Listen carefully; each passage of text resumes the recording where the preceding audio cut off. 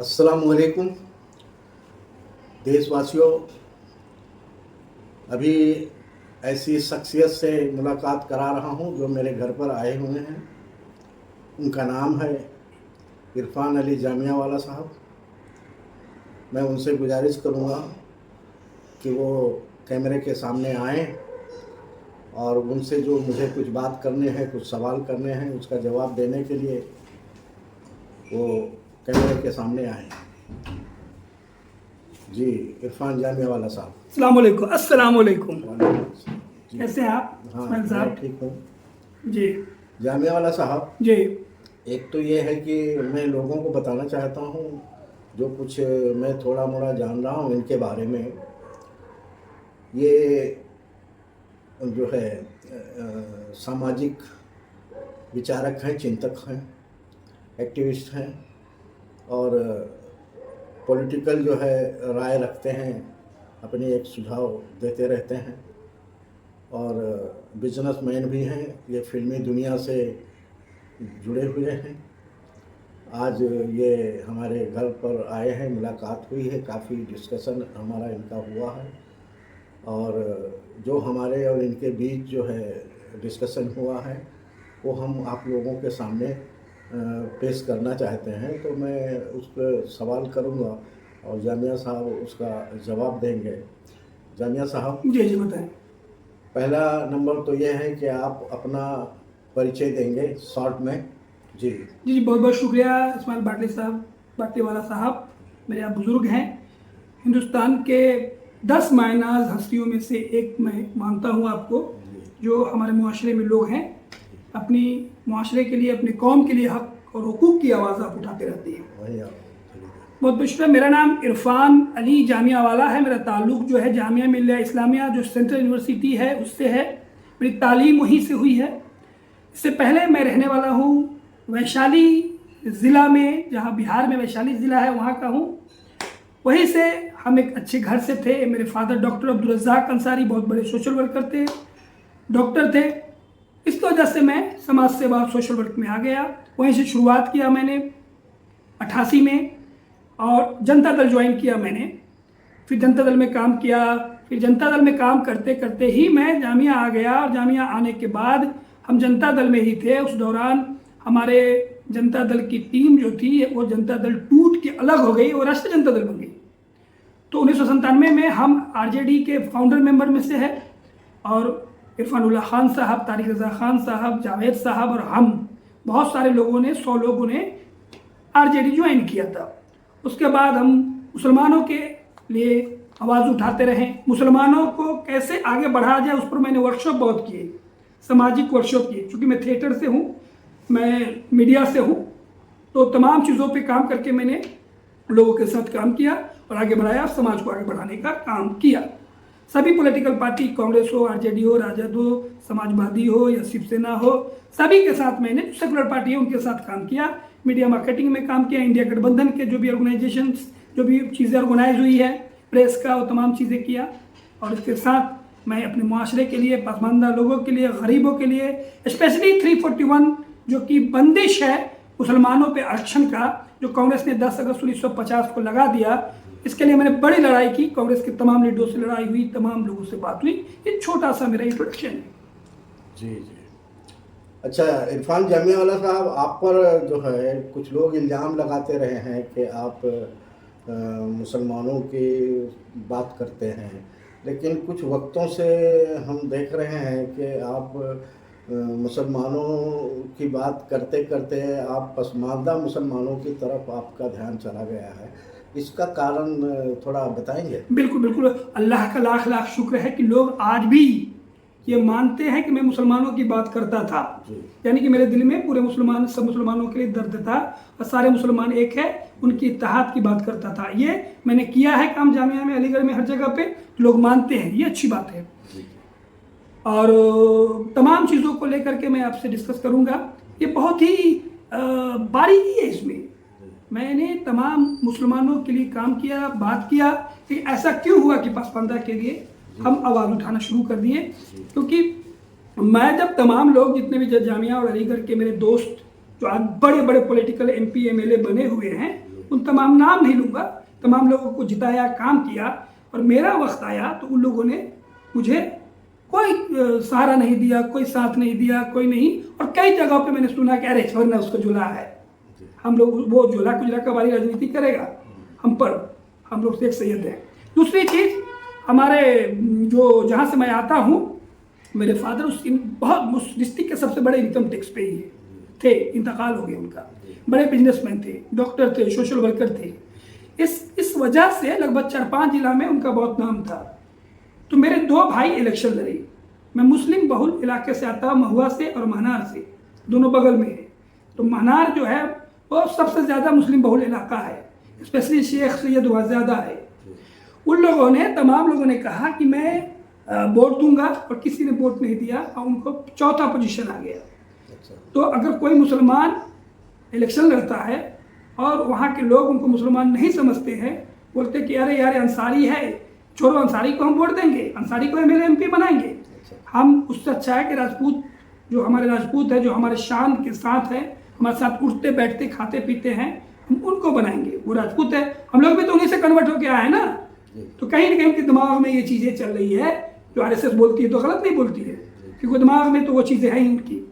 तो ये मसला था, और मैंने ये खुद महसूस किया मेरे साथ। तब मैंने कहा कि नहीं, अपने लोगों की बात करो और पसमानदाओं की बात करो, गरीब मुसलमानों की बात करो। लेकिन आज भी जो शेख सैयद पठान, जो मेरे गरीब दोस्त हैं, मैं उनकी सबकी मदद करता हूँ। अभी भी आपको याद होगा, आपने खुद फ़ोन किया था, मैंने एक गरीब मुसलमान की मदद की। और उसके साथ हर साल के में, एम्स में, हर जगह पे डॉक्टर अब्दुल रज़ाक अंसारी हमारा ट्रस्ट है अब्बा के नाम पे, उस पर हम सबकी मदद करते हैं, सबके साथ। और इत्तेहाद की बात करते हैं। इत्तेहाद की बात नहीं करते तो आपका जो मिशन है जीवन का, इत्तेहाद का, आपके साथ में इतने वर्षों से नहीं जुड़ा रहता, आपको एहसास हुआ होगा। तो ये एक मसला था जो मैं चाहता हूँ कि मसला को धीरे धीरे ख़त्म किया जाए। जी, अच्छा, दूसरा एक सवाल और है इससे लेकर के कि मुसलमान जो है राजनीति में एक ज़माने में अगली सप में था, बराबरी के सप में था, लेकिन अब देख रहा हूँ बहुत पिछली सप में चला गया है। यहाँ तक कि यूँ देखा जाए तो हाशिए पर चला गया है। उसका कारण संक्षेप में आप बताएं और उसका निवारण भी बताएं। देखिए, कारण तो ये है कि मुसलमान जो है ना, खुद को पहचान नहीं रहा है। अच्छा। उनको ये पता ही नहीं कि हम है क्या, दुनिया में क्यों आए हैं, अल्लाह तबारक व तआला ने क्यों भेजा है। दुनिया की जितनी भी चीज़ें, राजनीति, जो पॉलिटिकल सिस्टम है, जो उसकी थ्योरी है, जो तमाम चीज़ें हैं, वो सब कुछ इस्लाम से निकला है, लॉ है। उस दौर में एक, हमने पहले भी जिक्र किया था, अल शिफा एक सेक्रेट सोसाइटी थी जो मुसलमानों के लिए काम करती थी, इल्म और हिकमत के साथ काम करती थी, और लोग उसको भूलते गए और ख़त्म होता गया। लेकिन नाम कहीं कहीं नज़र आता है अल शिफा का। हाँ, वो हॉस्पिटलों में आता है, वो हॉस्पिटल का नाम। अब दूसरी चीज़ मैं आपको बता दूं कि जितने भी पॉलिटिकल तंजीम है, कांग्रेस है, आरजेडी है, राजद है, सब मुसलमानों को आलू की तरह इस्तेमाल करते हैं। कोई नहीं मिलता है, कुछ नहीं मिलता है, मुसलमानों को डालो और हम अपने आप को बना करके खा लो। अच्छा। तो हर जगह पे मुसलमानों को पूरी तरह से यूज़ किया गया है। वो अपनी चीज़ें नहीं समझते, इसलिए उसको पॉलिटिकल उनका जो जगह नहीं दिया जा रहा है। जी। अच्छा, अभी जो है एक हमारी आपकी बातचीत में दिन भर की जो चर्चा हुई, उसमें से एक बात ये समझ में आई है कि आप जो है इत्तेहाद की चाहते हैं, इत्तेहाद की कोशिश करना चाहते हैं, और आपकी मंशा मुझे ऐसा समझा है कि अगर मुसलमानों में इत्तेहाद नहीं होता है तो फिर ये मनी पावर और मैन पावर अगर बिखरा रहा तो राजनीतिक ताकत जो है नहीं बन पाएगी। अगर राजनीतिक ताकत नहीं बन पाएगी तो फिर हमारे हक हुकूक भी छीन लिया जाएगा या नहीं मिलेगा। बिल्कुल। तो आपने आज जो हमारे साथ जो बातें की, वो इत्तेहाद की बात करी है, तो वो ज़रा लोगों को आप संदेश दें कि मतलब आप क्या कहना चाहते हैं। जी, मैं ये चाहता हूँ कि जितने भी लोग हैं, जितने भी मुसलमान हैं, जितने भी फ़िरका है, जितने भी तंजीम है मुस्लिम, वो सब एक हो, एक प्लेटफॉर्म पे आए, इत्तेहाद के प्लेटफॉर्म पे आए, और एक हो करके साथ में काम करें और अपनी शक्ति और ट्रिपल एम, मनी, माइंड और जो आप बात कर रहे थे, money power, mind power and वो तीनों पावर को लेकर के आप आगे बढ़ेंगे तभी चीज़ें हो सकती है। अच्छा। और जी साथियों, मैं जामिया वाला साहब जो इत्तेहाद की बात कर रहे हैं, मैं उसमें थोड़ी सी ये जोड़ देता हूँ। जामिया वाला साहब का मतलब ये नहीं है कि लोग अपने मसलक छोड़ दें। बिल्कुल बिल्कुल बिल्कुल। अगर उन्हें लगता है कि भाई उनके तरीके से हाथ सीने पर बांधने से अगर उन्हें जन्नत नसीब होती है तो बिल्कुल वो वहीं रहें। जिसको नाप के नीचे हाथ बांधने से जन्नत मिलना है, उनकी उम्मीदें हैं, तो वहीं रहें। जो जोर से आमीन पढ़ने से अगर उनका आखिरत संवरता है तो वो वहीं रहें, और वगैरह वगैरह सब वहीं रहें। लेकिन ये दुनिया में जो दुनियावी ज़रूरतें हैं, इरफान जामिया वाला साहब के इत्तेहाद का मतलब यह है कि जो दुनियावी ज़रूरतें हैं वहाँ तो हम इकट्ठा हो जाएं। जैसे हम जिस बस्ती में रहते हैं, अगर वहाँ बिजली नहीं है या रोड नहीं है तो ये तो दुनियावी ज़रूरतें हैं। अगर हमारे यहाँ स्कूल नहीं है, कॉलेज नहीं है, तो सबकी ज़रूरतें हैं। तो इन दुनियावी ज़रूरतों के लिए तो आप लोग मुत्तहिद होइए, ये जामिया वाला साहब का पैगाम है।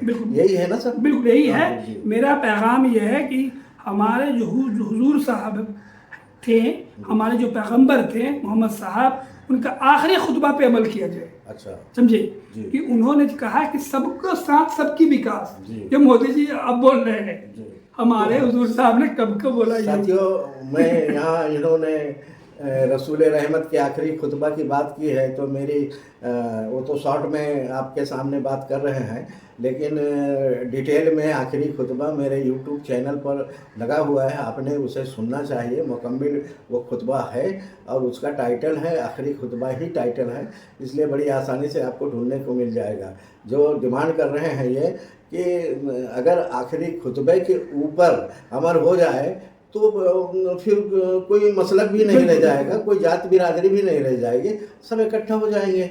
तो उनका जोर जो है वो आखिरी खुतबे के ऊपर है। आप लोगों ने पढ़ना चाहिए और सुनना भी चाहिए। जी, मैं इतना खुलासा किया। जी, तो इसी के लिए हम लोगों ने एक तंजीम जो है उस तंजीम का शक्ल दिया है, ऑल इंडिया इत्तेहाद फेडरेशन, मुस्लिम फेडरेशन, जिसमें तमाम फेडरेशन, तमाम तंजीम, तमाम जो हमारे मजहबी आलिम दीन हैं वो तमाम लोग आए और जिनकी जिस पे एक्सपर्टीज़ है उस पर बात करके इस्लाम को आगे बढ़ाए, मुसलमान को आगे बढ़ाए और इल्म और हिकमत के साथ सब कुछ आगे बढ़ करके हुजूर सल्लल्लाहु अलैहि वसल्लम के आखिरी खुतबों पे अमल करें। जी, बहुत बढ़िया। आमीन आमीन। इसी से दूसरा सवाल यह है कि पिछले दिसंबर 2024 से हमने एक इत्तेहाद मुहिम छेड़ रखी है, आंदोलन जो है आर्टिकल 341 के ऊपर। पहली बात तो ये है कि वो आर्टिकल 341 क्या है, शॉर्ट में लोगों को आप बता दें। और फिर जो दिसंबर से ये मुहिम हमने चला रखी है, तमाम तंजीमों से, तमाम पसमानदा तंजीमों से, तमाम मुस्लिम की पॉलिटिकल पार्टियों से और तमाम एक्टिविस्ट से हमने अपील करी है कि भी एक तो आप इकट्ठा जो है चिल्लर थोड़े थोड़े टुकड़ों में आप 341 के ऊपर धरने आंदोलन करते हैं, तो एक दिन 10 अगस्त 2025 को शाम के रात के 8 से 9 बजे तक 1 घंटा लाइट बंद कर दीजिए और इत्तेहाद का सबूत दीजिए, बिना खर्चे के, बिना पैसे के। उसके ऊपर कई वीडियो हैं हमारी, वो भी सुन सकते हैं उससे।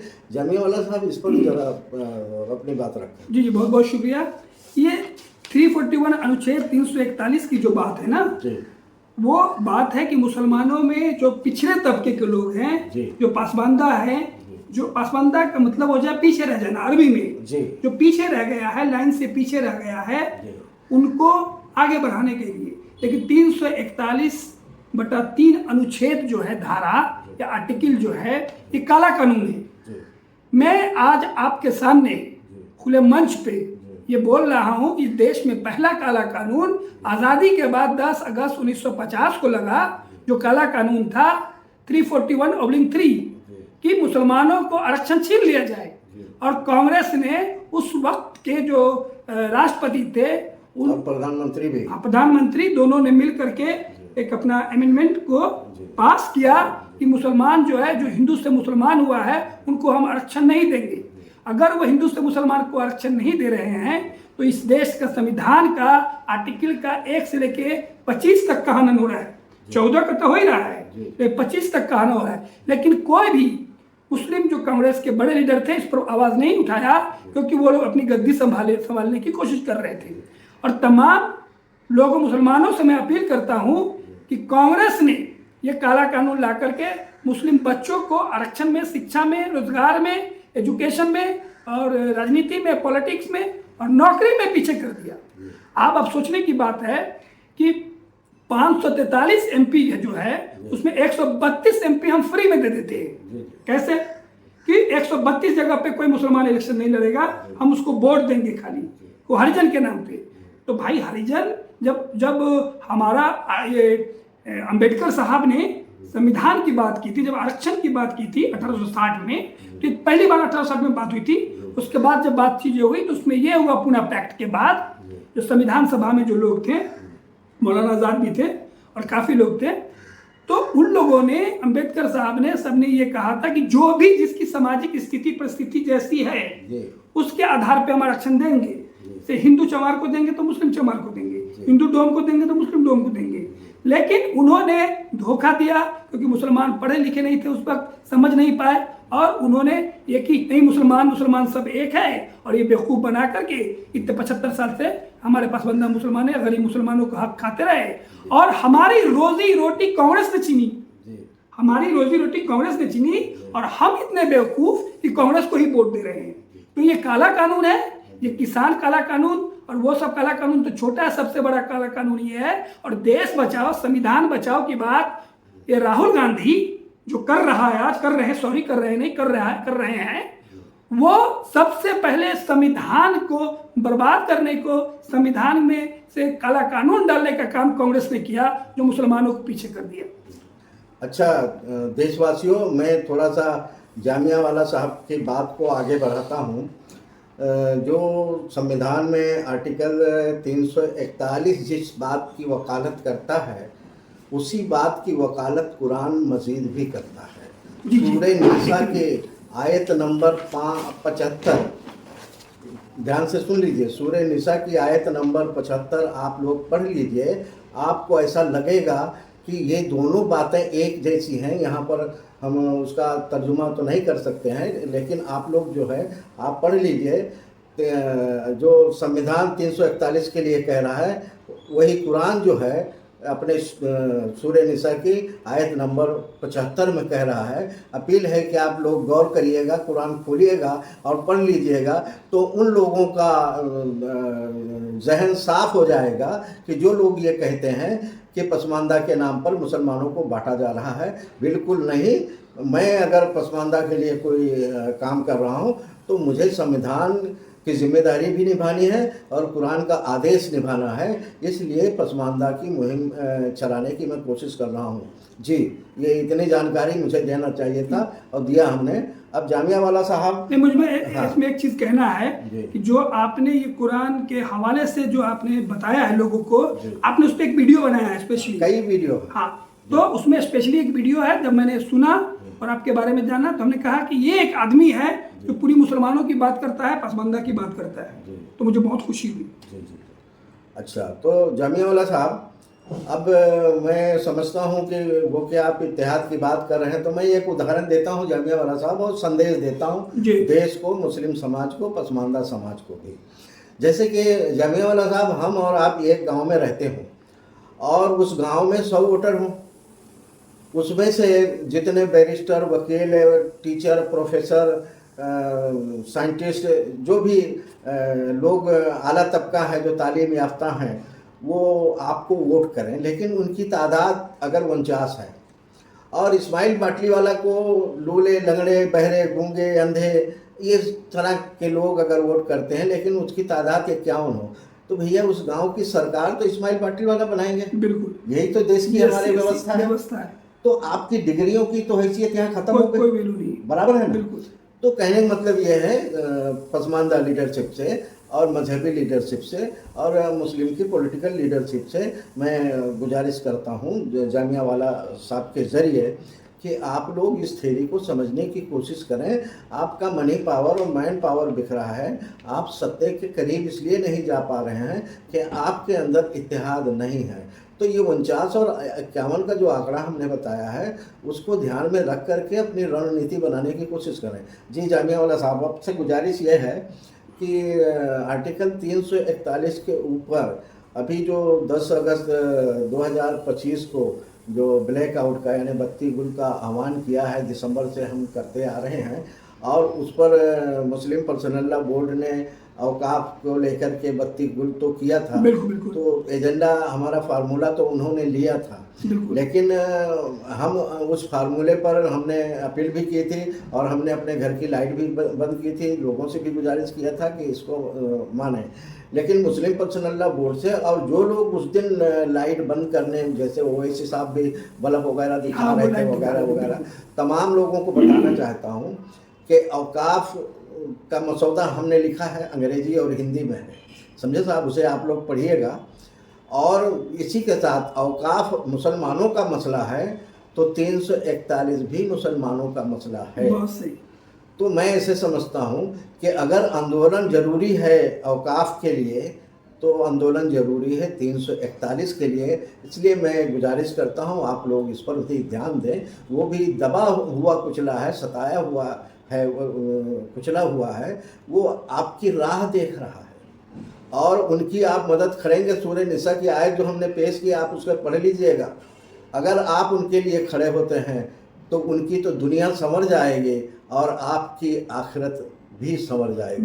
जी जामिया वाला साहब से गुजारिश है कि अब आप जो है जो तंजीमें हैं और जो पॉलिटिकल पार्टियां हैं और जो हमारे जो पसमानदा लीडरशिप हैं उनसे आप क्या अपील करना चाहते हैं 341 को लेकर और ब्लैकआउट को लेकर? मैंने एक लेटर लिखा हूँ तो मैं उसको ले लेता हूँ, एक सेकेंड।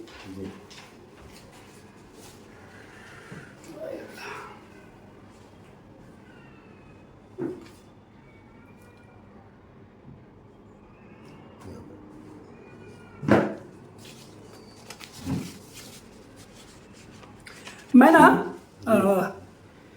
ये तमाम जो मुस्लिम तंजीम है उनसे, जो हमारे मजहबी लीडरान हैं, हमारे मजहबी जो रहबर हैं उनसे, और पॉलिटिकल जो एडवाइज़र हैं, सोशल वर्कर हैं, एडवोकेट हैं, बुद्धिजीवी जितने भी हैं, उन तमाम को मैं ना अपना एक संस्था हम लोगों ने जो तंजीम बनाई है, जो आप दिसंबर से मेहनत कर रहे हैं, उसके जो उसका पूरा निचोड़ सामने आया है, उस पर जो काम हम लोगों ने इतने महीने से किए हैं, उसके लिए मैंने सभी को एक लेटर लिख रहा हूँ। मैं चाहता हूँ कि आप लोग सुने और उस पर अमल करें। अमल करना बहुत ज़रूरी है। अमल भी बनती है जन्नत भी और जहन्नुम भी, तो आप अमल से जन्नत बनाएं। मैंने तमाम तंजीम, जो हमारा तंजीम है all India Muslim Ittehad federation, जी ये हमने गुजारिश पत्र लिखा है, लोगों को लेटर लिखा है, ख़त लिखा है कि देश के सभी मजहबी, सामाजिक, राजनीतिक पासबानदा समाज के प्रतिनिधि, बुद्धिजीवी, व्यापारियों और संगठनों से हमारी दिली अपील है, सभी संगठनों से, कि वो अनुच्छेद 341/3 के मुद्दे पर एकजुट होकर हिंदू मुस्लिम सब, मैं मुसलमान हिंदू सब, क्योंकि हम देश में रहते हैं, तमाम लोगों से मुतवाना गुजारिश करता हूँ कि सब एकजुट होकर पासबानदा मुसलमानों को उनका हक, संवैधानिक हक दिलाने का संघर्ष में अपनी भागीदारी निभाएं। और ये ऐतिहासिक आंदोलन हमारे साथी इस्माइल बाटलीवाला साहब द्वारा दिसंबर 2023 से शुरू किया जा रहा है। लगातार नहीं, हमारी आपकी बात 23 में हुई थी, फिर 24 से हम लोग इस पर काम करना शुरू कर दिया और आज पूरे देश में ये आवाज़ गूंज रही है कि सबका कर्तव्य है कि इस संघर्ष की निर्णायक मुकाम तक पहुंचाया जाए। हमने, बाटलीवाले साहब ने, हमारे तंजीम के तमाम लोगों ने ये चीज़ किया है और कोशिश कर रहे हैं कि इस अपील लेटर के ज़रिए आप लोगों को, तो हम आप लोगों से गुजारिश करते हैं, स्पेशली सारे तंजीम से, कि 10 अगस्त 2025 को 8 बजे से 9 बजे तक बत्ती गुल आंदोलन में शरीक हो, हिस्सा ले। अपने घर, दुकान, प्रतिष्ठान पर बत्तियां बंद कर देश को ये संदेश दे कि पासबानदा समाज अकेला नहीं है, पासबानदा मुसलमान अकेला नहीं है, हम हिंदू मुसलमान सब उनके साथ हैं। समाज को एकता और अखंडता में बांटने के लिए एक साथ आए और उनका हक, अनुसूचित जाति का हक दिलाने में अहम रोल अदा करें। आपका अपना राष्ट्रीय संयोजक, all India Muslim Ittehad federation Irfan Jamiawala ji. बहुत ये हम एक लेटर तमाम तंजीम, वो तंजीम है जो है उनका भी मैं नाम आपको बता दूं। बहुत बहुत शुक्रिया, आपने अपना कीमती वक्त दिया, हमें सुना और हमारे जो खत हैं उसके मुतालिक सोचे, समझे और दिल से सपोर्ट करे पासबंदा मुसलमानों को उनका हक दिलाने में। और मैंने कुछ तंजीम को लेटर लिख रहा हूँ। जो तंजीम है ऑल इंडिया यूनाइटेड मुस्लिम मोर्चा राष्ट्रीय अध्यक्ष डॉक्टर एजाज अली साहब, ऑल इंडिया पासबंदा मुस्लिम महाज राष्ट्रीय अध्यक्ष अली अनवर साहब, All India Muslim OBC Organisation राष्ट्रीय अध्यक्ष शब्बीर अंसारी साहब, ऑल इंडिया पासबंदा मुस्लिम महाज राष्ट्रीय अध्यक्ष मुख्तार अंसारी साहब, ऑल इंडिया पासबंदा मुस्लिम महाज राष्ट्रीय अध्यक्ष परवेज हनीफ साहब, पासबंदा मुस्लिम समाज राष्ट्रीय अध्यक्ष अनीस मंसूरी साहब। अनीस मंसूरी साहब, आप एक मंत्री थे, आप बहुत कुछ कर सकते थे और वक्त नहीं गुजरा है, अभी भी करेंगे। मेरी मुलाकात रही है उनसे। जी जी जी। भारतीय पासबंदा मुस्लिम महासभा राष्ट्रीय अध्यक्ष मकसूद अंसारी साहब। मकसूद अंसारी साहब बहुत जुझारू नेता है, कांग्रेस के बड़े लीडर थे, लेकिन उनकी जो सिस्टम है वो सिस्टम में नहीं बैठ रहे हैं, तो उनमें सिस्टम में आए और काम करें। अंसारी महापंचायत राष्ट्रीय अध्यक्ष वसीम नैयर साहब, मोमिन अंसार सभा राष्ट्रीय अध्यक्ष अकरम अंसारी साहब, मोमिन कॉन्फ्रेंस राष्ट्रीय अध्यक्ष शकील जमा अंसारी साहब। ये बिहार में मंत्री थे और आज भी महासचिव है कांग्रेस में, बहुत कद्दावर नेता है। हमारी यह बात होती है हमेशा। अति पिछड़ा मोर्चा राष्ट्रीय अध्यक्ष नूर हसन आज़ाद साहब, बैकवर्ड मुस्लिम मोर्चा राष्ट्रीय अध्यक्ष HA सिद्दीकी साहब, All India minority OBC federation राष्ट्रीय अध्यक्ष अब्दुल अजीजी साहब, All India Muslim personal law board. अब हम इसमें आ रहे हैं जो हमारे मजहबी तंजीम है उनके बारे में, उनको भी मैं मुद्दवाना गुजारिश करता हूँ कि इस मुहिम में हिस्सा लें। All India Muslim personal law board, Jamaat Islami Hind, Jamaat Ulemae Hind, जमात अहले हदीस, जमात इस्लामी सिया, जमात इस्लामी अहले सुन्नत वल जमात, तबलीगी जमात, खोजा जमात, शिया जमात, जमात शिया जमात और ऑल इंडिया मुस्लिम मजलिस ए मुशावरत। ये मुशावरत का काम था जो हम लोग कर रहे हैं, मुशावरत से बात करूंगा। इसके बाद हम जो लेटर भेजने वाले हैं वो सारे मुस्लिम पॉलिटिकल जो ऑर्गेनाइजेशंस है, पॉलिटिकल पार्टी है, उनको भेजने वाले हैं। और उसमें पहला नाम आता है इंडियन यूनियन मुस्लिम लीग, यानी कि इसको मुस्लिम लीग बोलते हैं। उसके बाद Jammu and Kashmir National Conference, Jammu and Kashmir People Democratic Party, All India United Democratic Front, All India Majlis Ittehadul Muslimeen, Social Democratic Party of India, Peace Party, All India Muslim Majlis, Welfare Party of India, Rashtriya Ulema Council, Ittehad Millat Council और India INL Indian National League. ये तमाम जो political party, social party और जो भी तंजीम है, उन तमाम तंजीम के जो अध्यक्ष हैं, उन तमाम अध्यक्षों को, उन प्रेसिडेंट को, उनके सदर को हम लोग लेटर लिख रहे हैं और इत्तेहाद करके एक प्लेटफॉर्म पे आने की बात कर रहे हैं। और ये हमारा जो लेटर है, पत्र है, मैं चाहता हूँ कि आपके माध्यम से, आपके ज़रिए हिंदुस्तान के कोने कोने में जाए और हिंदुस्तान के मुसलमानों को एक कर, इत्तेहाद कर, जो कुरान की बात है, जो इस्लाम की बात है, वो तमाम दुनिया में फैले और दुनिया रोशन और ताबनाक हो, हिंदू मुसलमान सब एक हो। और मैं गुजारिश करता हूँ आपसे कि 10 अगस्त 2025 को जो इस्माइल बाटी वाला साहब का जो आंदोलन है, हमारा जो आंदोलन है बत्ती गुल आंदोलन, उस आंदोलन में आप शामिल होइए और 1 घंटा तक 8 बजे से 9 बजे तक अपना बत्ती को गुल कीजिए, बंद कीजिए, ब्लैक आउट कीजिए और अपने जीवन को ब्लैक बनाने से बचाइए, काला बनाने से बचाइए। रूह जो है आपका काला हो गया है, वो रूह जो है आपका दिल के जो रूह है वो काला हो गया है, उसको साबुन और उससे मस्त धोइए, उसको कुरानी जो आयत हैं, इस्लामी तरीक़ा है, उससे धोइए और अपने लोगों के साथ आइए और इस मुहिम को, इस आंदोलन को सफल बनाने में बहुत बहुत मदद करें। बहुत बहुत शुक्रिया। जी, शुक्रिया जामियावाला साहब, बहुत अच्छा लगा, बड़ा अच्छा संदेश दिया आपने जी, एकता के लिए और भाईचारा के लिए भी। ये भाईचारा है। जी जी। लास्ट में भाईचारे पे मैं ये कहना चाहता हूँ कि एक बगिया के फूल है, हम सब क्यों आपस में लड़ते हो, तुम हिंदू मैं मुस्लिम ऐसा क्यों कहते हो, मंदिर ले लो मस्जिद ले लो पर लहू से मत खेलो। जय हिंद, जय भारत, जय संविधान।